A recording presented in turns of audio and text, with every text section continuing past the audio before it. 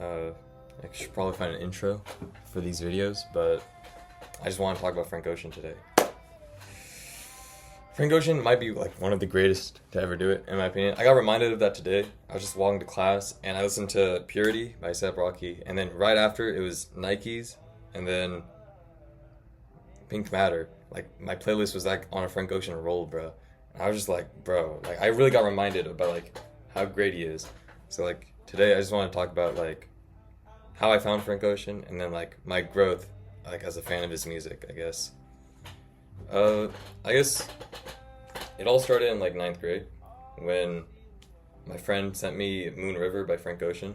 And I was like, that was the first Frank Ocean song I listened to. Because like I only heard about him up until that point. I didn't really like listen to his music. So I listened to it and bro, it was like super slow. Like the beat was like really minimalistic. It was more like about his vocals.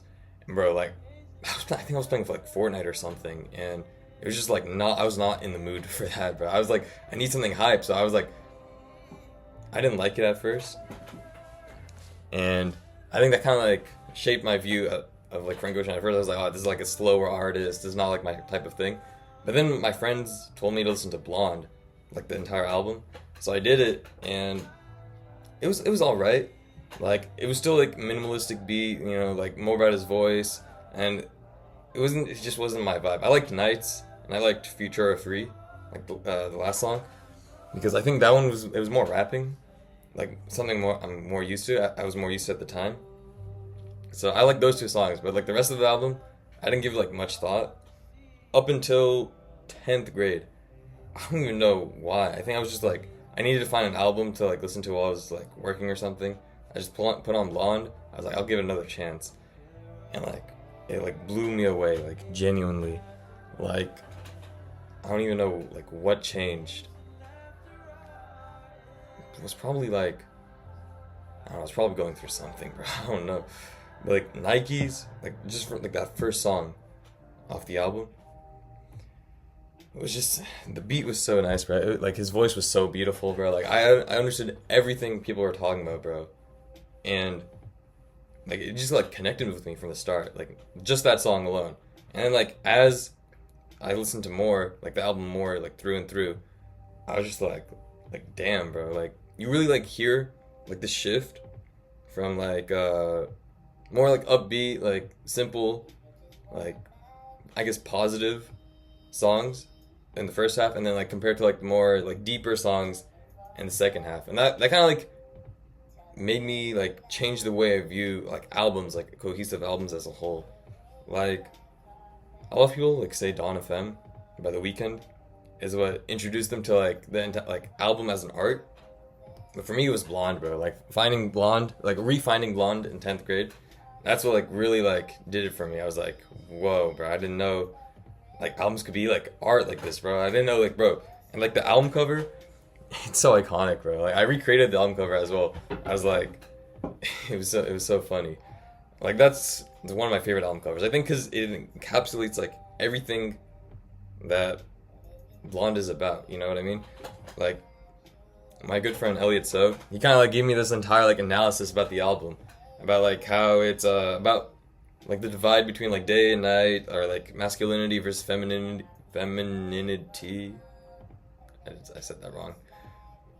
But like just the entire rundown, bro. And I was just like, I didn't realize it at first. I was just like, alright, bro, like you're being like too deep about this, bro. You're looking too much into this. And then like as you listen to the album, you start like noticing these things, and you're just like, whoa, bro. I'm telling you, bro, you gotta listen to it. I think just like you gotta sit down with it and like connect with it, bro. Like, just like give it some time. So I think maybe another year passes by, and I really like Blonde. Channel Orange, I think even to this day, it still needs to grow on me. I don't think it's as cohesive as a project as Blonde is, but it's good. It's good. I was talking to like a friend the other day about like Frank Ocean. He was like, bro, like Frank Ocean, like his voice is so monotone, and like it's just if you listen to him, it's like you're performative. And I was just like, bro, like you don't get it, bro. Like I feel like he's not monotone, but like I think the way he does like perform it isn't like in a certain like type of like style, I guess. I don't know like the good like proper wording for it, but like it's a certain style that like just like it feels like comforting. You know what I mean? Like I don't know. It's just kind of interesting that like it's he's considered performative now, but I really think like he's really like one of the greats, bro. Like I think his discography is like good as is. You know what I mean? Like I feel like people are like, oh, he needs to release more. I can't wait for the Frank Ocean album. But like, bro, it's short and sweet, bro. I don't know what to say. Like, it's the perfect discography, I guess. You know what I mean? I haven't tapped into like his unreleased stuff though. I should probably do that. Like, I've listened to like Nostalgia Ultra like a couple times, but like not as much to say like, oh, I know it. You know what I mean? Like I've listened to Endless like maybe once. And, like, don't even get me started about like the catalog of like unreleased songs he has. Like, I don't know. I think Frank Ocean's also like one of the first artists I showed my parents, low key. Like, I remember my mom was driving me to school, and I just played like I forgot which song I played, but I played a song for her, and she was just like, "Oh, who is this artist?" Like, I was like, "Oh, it's Frank Ocean." She's like, "His voice is really nice."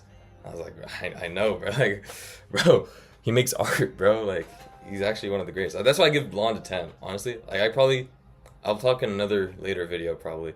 I like all my like 10 out of 10 albums and like how I rate it and why I give it 10s. But Blonde, bro, that was like one of the first 10s I gave an album. It's just like, bro, like I wish I can go back and like re-listen to Blonde for the first time and just like really experience it in its like fullness, bro. Like, damn. He's one of the greatest, bro. I don't know what to say. I don't know how to end the video, bro.